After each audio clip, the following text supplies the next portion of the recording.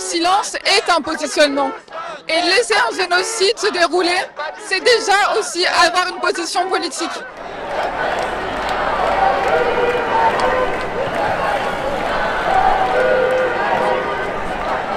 On a l'impression, quand on parle avec nos directeurs, avec nos administrations, que ça leur arracherait la bouche de demander simplement un cessez-le-feu alors que c'est le minimum syndical. Même Macron a appelé à un cessez-le-feu. Et sous couverture de neutralité académique, c'est impossible de s'exprimer et ça c'est pas possible. Israël se revendique comme l'État juif. Et donc forcément, quand on critique l'État d'Israël, on fait l'amalgame et on dit qu'on critique les Juifs.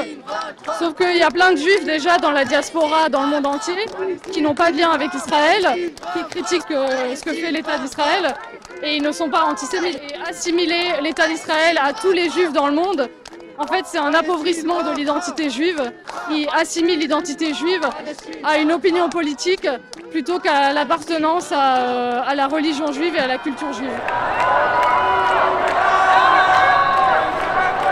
On voit que Rafah est sous la menace d'une invasion imminente alors qu'il y a 1,4 million de réfugiés. On sait en fait que c'est une question d'enjeu international immense, mais aussi le mouvement étudiant aux États-Unis, il est en train d'influencer le mouvement étudiant à l'international en France, etc. Et donc nous, peu importe en fait ce que vont dire les politiciens pendant les élections européennes, nous, notre préoccupation, elle est d'arrêter les massacres en imposant en fait à Macron l'arrêt de tous les partenariats de nos universités avec les grands groupes qui sont complices des massacres. Oui, c'est un mouvement qui s'amplifie. On a tous vu les images de Sciences Po Paris il y a une semaine, on a vu la Sorbonne le lendemain.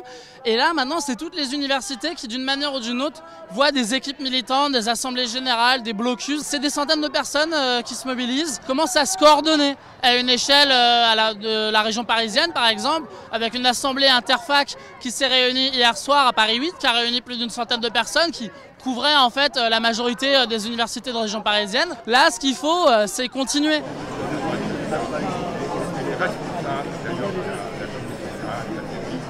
L'objectif, c'était de créer du dialogue, de la rencontre, de la discussion.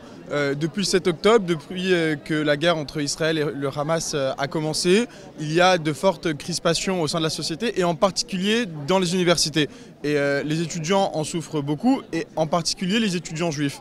Et on se rend compte au quotidien qu'il y a une grande méconnaissance de l'autre. Et donc l'UEJF, fidèle à son histoire, fidèle à ses traditions, a voulu une fois de plus créer un espace, un moment de rencontre entre des gens qui ne viennent pas forcément de milieux identiques, qui n'ont pas l'habitude de se rencontrer, qui sont, comme on peut le voir, pas d'accord, mais qui discutent parce qu'on pense que c'est comme ça qu'on apaise les tensions. On peut être d'accord de ne pas être d'accord en fait, et on va expliquer nos positions, on va expliquer aussi nos peurs, nos problèmes, et entendre aussi la voix des étudiants ou des passants qui nous disent de ce qui se passe à Gaza et en Israël peut aussi les indigner.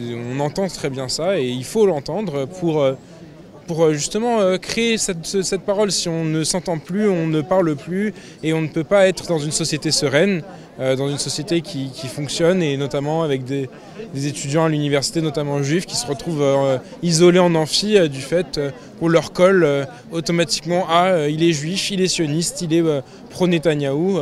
Non, il faut se parler.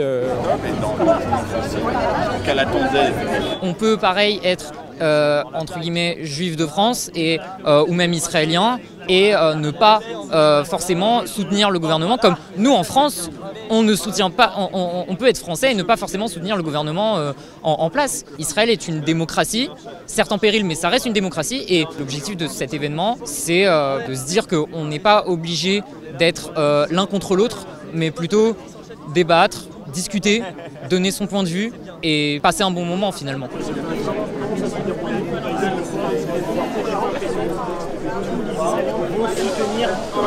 C'est ça, c'est ça en fait l'importance de discuter avec l'autre.